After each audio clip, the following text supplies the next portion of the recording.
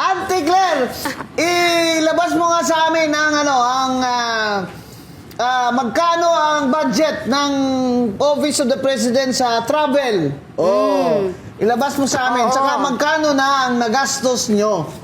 Nakakahiya pa po is, alam niyo yung ibang bansa pa ang nag-offer na para tulungan ng ating OFW. Singapore, Imagine that. UAE, Diba? sila pa yung nagbibigay ng pamasahe. Nauna pa. Tapos Di ba may na-interview ako sa Yeah.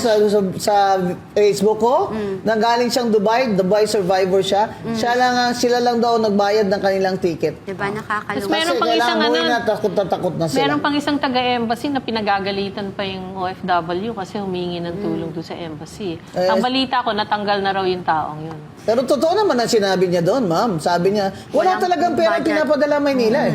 Totoo nga, oo, Walang pera kaya lang- Manila pinapadala dito. Ano ibibigay namin sa inyo? Siguro napagod na rin yun. Na parang, Siguro nga, na-stress out na, no? sinusugod siya. Na-stress na ang bakla. Stress. Diba, parang, bakit ako? Mga ganyan. Bakit ako? Sa totoo lang, pinapahirapan nyo naman ang mga embassy. Ginagawa nyo ng sangkalan dyan, tapos wala naman kayong padala eh. Singapore pa ang nagtulong sa mga kababayan natin. Nakakahiya ka na talaga, BBM. Talagang Grabe, no? umuwi ka na dito, sir. Namimiss na kita. Nandito na. Ha? Nakabalik na. Eh bakit si Auntie Claire, yung Vice President, laging binibira? Sabi, sa krisis na ito, nasaan ang Vice President? Eh, may Auntie sarili- Claire, may hindi pa sarili ako mo na. presidente si Sara. Magantay ka ng 2028, saka mo itanong yan. Grabe ka. Pati ba yung Vice President ang tinatanong mo kung nasaan, kung may krisis? Eh di yung boss mo ang pauwiin mo dito.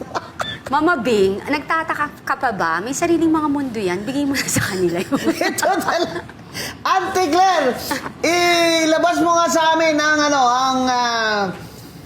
magkano ang budget ng Office of the President sa travel. Ilabas mo sa amin. Saka magkano na ang nagastos nyo. Yan ha. May mga resibo ba yan?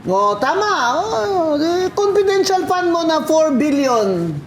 BBM. Alam mo, Ayan. Galingan mo ang pagresibo dyan, ha? Para ma-liquidate mo yan ng maayos dahil ang confidential fund, pag hindi na-liquidate, hindi po yan pagnanakaw. Sasabihin ninyo, at sinasabi ko rin, yan lang pong liquidation na yan ay rules yan ng COA. Marami Kaya siyang- madaling yung ibulsa yan, kayo madaling magbulsa ng Marami siyang confidential fund dahil 4 billion. Marami siyang unliquidated. Marami siyang unliquidated. Mas malaki pa doon sa sinasabi nilang confidential funds ni Inday Sara. Sa travel lang niya malaki na talaga ang kanyang Kasi 4 billion ang kanyang confidential fund.